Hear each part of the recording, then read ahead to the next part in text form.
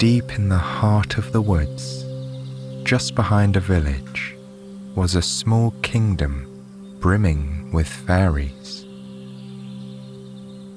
These fluttering fairies lived in little houses that they built for themselves, using the things that the earth had given to them. Some lived in the hollowed-out parts of tree trunks, while others patched together large, thick leaves to make homes. Other fairies burrowed holes in the ground, like little moles.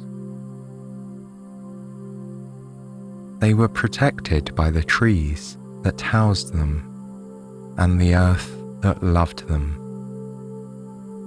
The fairies were Mother Nature's creatures.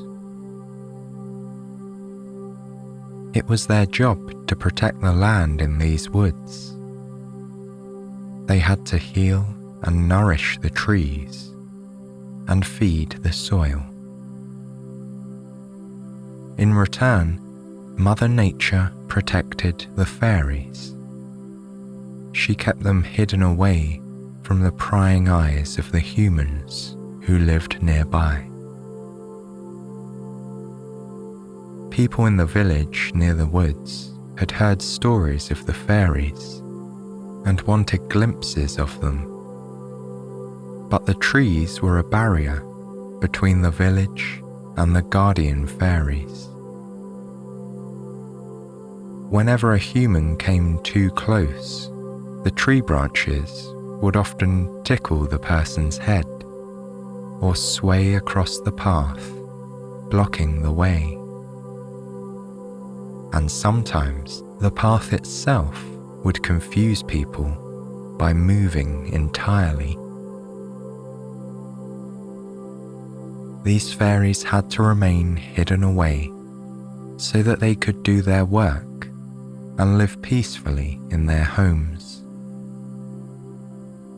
But once every few years, someone slipped through the cracks.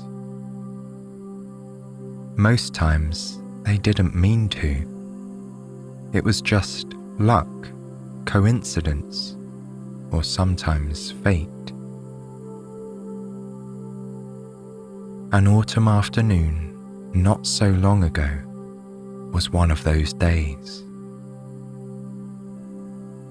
It was a day when the woods had decided to allow a guest to greet the fairies. The air was brewing something within its cool breeze, while the clouds were a misty grey. They did their best to hide the sun, but its beams still shone through the gaps. The brilliant rays made the dewdrops sparkle on the amber leaves in the woods. A girl was walking down a path illuminated by a single sunbeam. Her name was Evie, and she loved autumn. As she walked through the woods, she admired the world around her. She inhaled the scent of pine needles and damp leaves, and smiled as the earth crunched beneath her feet. It was sensory magic. That was how she'd describe it in a conversation with her mother before she left for her afternoon walk. There was something so magical about autumn. Everything about it delighted her senses, from the crunch of the leaves to the beautiful colours of the trees. She looked up at the canopy of leaves above her now. It looked as though the trees had been set on fire in a glow of burning colours. It didn't matter that the skies were grey today. The trees were still shining with all the magic and colour from the sun. Evie barely noticed which direction she was walking in. She couldn't help but look up and admire the beauty all around her. And the trees felt her adoration and love. They appreciated the warmth they could sense in her heart. So they let her continue walking, even though she was approaching the secret part of the woods. The tree branches didn't dare reach out and trip her up. They didn't tickle her neck or swipe her hat off her head. Instead, they allowed her to pass. As Evie looked up at the world around her, she barely glanced at the path she was walking on. She didn't notice that it had changed, and the path had suddenly veered off to the left. Neither did she notice that the earth had changed. The grass and the fallen leaves had disappeared. Evie continued walking until she realized that her feet were no longer crunching. Instead, she heard the tapping of her shoes against the stone. When she looked down, she noticed that the dirt trail nestled in the lush green grass had vanished. It had been replaced with a cobblestone walkway. The path was tightly lined with red maple trees and tall shrubs, so she had no option other than to turn back or to follow the path wherever it might lead. Evie looked back at where she'd come from, hoping to spot the dirt trail she had followed before. But behind her, she could only see green grass, fallen leaves, and tall, looming trees. The trail had disappeared. Evie stood still and wondered what to do next. She looked up at the clouds softly floating by and wished it was evening so that the North Star could make an appearance. If only there was something to guide her. For a moment, she thought about turning back and wandering through the woods until she could make sense of where she was. But something stopped her. It was as though a firm finger was pointing back to the cobblestone path she stood on now. A voice inside seemed to be encouraging her to follow the path. Evie was filled with a sense of excitement. The thrill of something new thrummed in her heart. In that moment, the rest of the world faded away. All that was left was this cobblestone path before her, and the wonderful possibility of adventure. So Evie began to walk. She watched her boots step over the glistening stones. Each footstep was cautious and quiet, but somehow she wasn't afraid. Instead, she felt happy and curious. She was ready for whatever this little path was leading her to. But after just a few more steps, Evie came to a halt. She heard a distant scuttling from somewhere, like tiny little feet pattering on the stone. At first, she thought it was an animal, possibly a mouse or a squirrel. But then she heard quiet footsteps and realized it must be something else. Could it even be something magical? Of course, Evie didn't really believe in magic anymore. When she was little, she had once seen the garden gnome on her front lawn wink at her. On another occasion, she'd mistaken a dragonfly for a fairy. But that was when she was very young. After she turned 12, all thoughts of magic vanished. It was something that belonged in books, she decided. Evie had convinced herself that her magical experiences weren't real. But now, here in the woods, she found herself looking down at a tiny green person about the size of her finger. He had fluttering wings and was looking up at her curiously. Evie couldn't help but rub her eyes.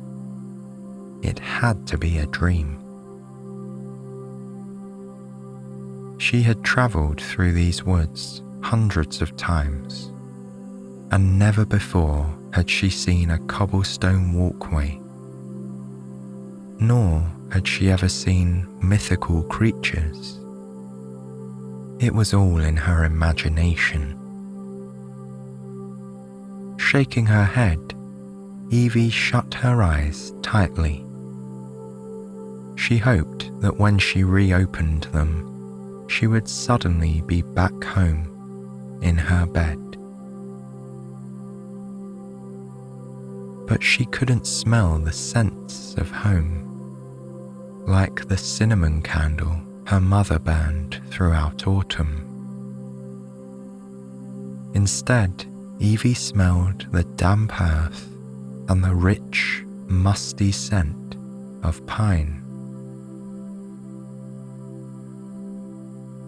She could feel the gentle breeze of the autumn wind, carrying with it the smells that surrounded her. And she knew that when she opened her eyes, she wouldn't be in bed. She would still be in the woods. Ever so slowly, Evie opened one eye. She was so surprised by what she saw that she took a step backwards and tripped on a stone. But just as she was falling, she felt something reach out and wrap itself around her waist. It caught her before she could hit the ground. Looking down, she saw what was wrapped around her. It was a long, sinewy branch that belonged to a red maple tree. Before she could react or say anything, the tree lifted her up so that she was steady on her feet. Then it slowly pulled its branch away from her Evie blinked. Now it was just an ordinary tree with solid branches once more. "Thank you," she murmured, unsure what else to say to a tree that had just rescued her. The tree waved its branch as if to say, "No problem." Evie couldn't believe it. She felt as though she was Alice and had stumbled into Wonderland somehow. Rubbing her eyes, she slowly turned her attention back to the very thing that had surprised her before. Fluttering up in the air with beautiful, multicolored wings were several small people. They were no bigger than her hand. As they hovered, they inclined their heads towards her. They looked at Evie as though she were the strange thing. It was as if she were the mythical creature here. "Fairies," Evie whispered. She felt like she had to say something to break this unusual silence. That way, she would be sure she was really here. The fairies watched Evie with furrowed brows. No one had come into their little village for years now. They hadn't had company for some time. One of the fairies looked up at the surrounding trees and frowned. He seemed to be thinking, "You silly trees, how could you let a human through?" But the other fairies smiled in excited anticipation. They knew Evie shouldn't be there. She was a human after all. But they trusted the trees that protected them. If Evie had somehow managed to slip through their defenses, then she was either incredibly clever or incredibly kind and good. But judging from Evie's reaction, they soon understood that she had never planned on getting through to the guardian fairies. Something had led her here, to their little village, hidden away in the heart of the woods. Whatever the reason, they assumed that it was something good. So, with smiles on their little faces, they flew up towards Evie. Their hands wrapped around her fingers and her clothes as they tugged at her. They were trying to coax her further down the cobblestone path. Evie allowed the fairies to tug her along. It felt surreal, having such little things pulling at her with all their might. She could have easily brushed them off, turned around, and tried to find her way back home. But instead, she walked along the path, guided by the fairies. She wasn't quite sure what else to do. If she turned back, she might get lost. Besides, she wasn't sure that she wanted to go back. Not so soon, anyway. She had just stumbled into a world of fairies and trees that could move. How could she possibly just walk home after seeing that? Especially as it seemed the fairies wanted her to stay. The further Evie walked, the clearer the end of the path became. She could now see 2 small willow trees that ended the wall of maples. Their soft, curved branches and vibrant green leaves acted as a curtain, protecting whatever lay behind it. For a moment, Evie hesitated. So far, she had found fairies and moving trees. What would she find beyond the curtain of leaves? Ogres, perhaps, or trolls, or wizards. She didn't have to wait long to find out. As if sensing her presence, the willow trees moved automatically. Their leaves pulled back to reveal something straight out of a fairy tale. Back in Evie's world, the season was autumn. She could taste the pumpkin spice in the air and relish the beauty of the golden leaves. But in here, past the willow trees, Evie could have sworn it was summer. As she walked, the air seemed to change. She could feel the heat spreading through her body. Suddenly, she regretted wearing the hat and scarf her grandmother had knitted for her. In front of her was a village, the smallest village Evie had ever seen. The entrance was illuminated by brilliant, glowing sunlight. The leaves of the willow tree tickled Evie's cheeks as she passed through. The fairies let go of her and fluttered down into the village and into the collection of homes that was spread out before them.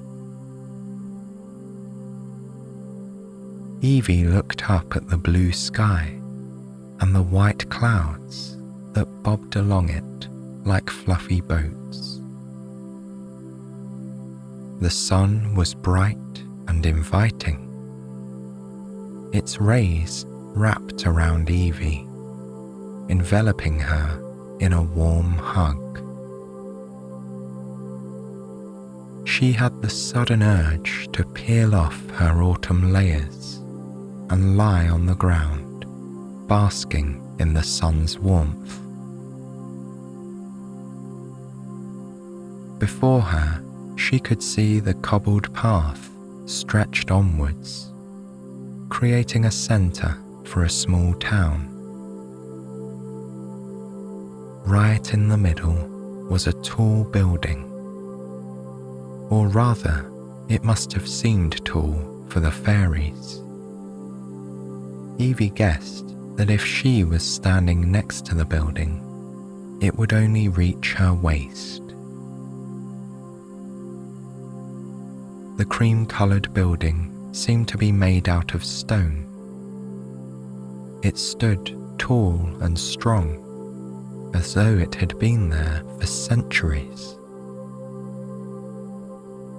Evie was reminded of the houses that lined her street, which her mother would tell her about in detail. They had been built hundreds of years ago and still remained standing. Embedded in the middle of this building was a large clock. As she looked at it, Evie realized that it was almost tea time. She should have started heading back home quite a while ago. A group of fairies stood in front of the building with the clock. They were carrying things they seemed to have taken from the woods, like acorns and orange leaves. When Evie approached, they all turned and stared at her with open mouths. Some even dropped the things they were holding. Evie didn't want to walk too far into the tiny village, in case she stepped on something or someone. From where she was standing, she could see that on either side of the cobblestone pathway there were intricately made houses created from natural materials. She couldn't help but marvel at one house, made from a collection of sturdy leaves and twigs. At first glance, she thought it resembled a very neat pile of leaves. But then a little head poked through an opening, and Evie quickly saw it for what it was: a home. She was so busy admiring the sights before her that she almost missed the fairy that had sneaked up on her. It was now flying in front of her face. This fairy stood out from all the others. She wore a long yellow silk dress and had glowing brown hair that flowed down her body. Her wings were larger than the others and matched her yellow dress too. She had a pretty and delicate face. Evie couldn't help but smile as the fairy flew closer to her. "Hello," said the fairy, and Evie gaped. For some reason, she hadn't thought the fairies could talk. Perhaps it was because they had taken to tugging on her clothes instead of just asking her to follow them down the path. "Welcome to our home," said the fairy. "I suppose you're here for a reason. Or maybe the trees decided it was time for a visit." The fairy cocked her head at Evie, waiting for her to talk. But the words didn't come. The fairies around them were all watching this exchange, waiting for Evie to say something. And then she finally spoke. "I don't know how I got here. I'm so sorry to disturb you." Evie took a hesitant step backwards and glanced at the clock once more. "I really should head back now anyway," she added. "It's getting late." The fairy smiled kindly at Evie and nodded her head. Then she spoke. "If the trees deemed your visit necessary today, perhaps they will deem it necessary another day, when there is more time." With that, 2 fairies fluttered towards Evie. They sparkled in the sunlight as though hovering in a cloud of fairy dust. Or perhaps it really was fairy dust, Evie thought. After a final glance at the magical village, she turned and followed the fairies back out. They led her in silence, which was just as well. Evie was still awestruck. She didn't think she had it in her to talk. By the time she had reached the dirt path, Evie was starting to feel aware of just how tired she was. She waved goodbye to the fairies and wandered home, her head completely in the clouds. The events of the day floated through her mind.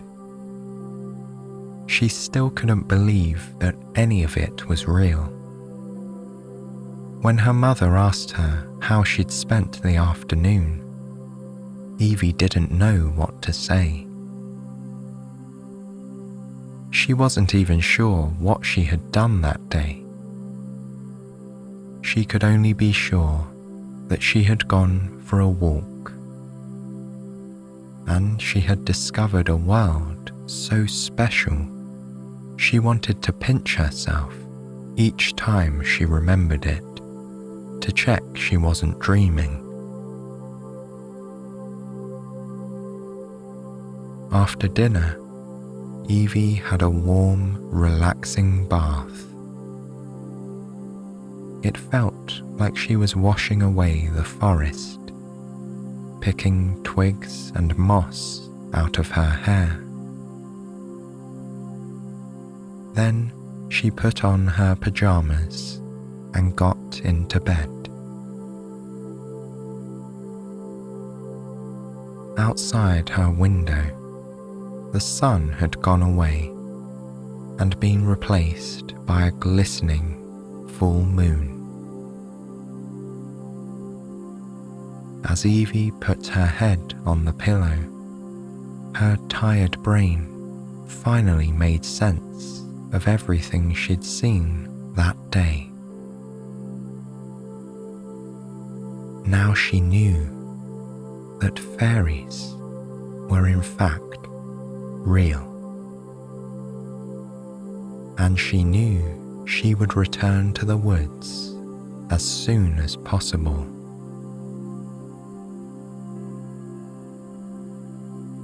Evie turned off the light and closed her eyes. She was sure she would dream of moving trees and tiny, glittering people with beautiful wings. And after just a few deep breaths, she was fast asleep.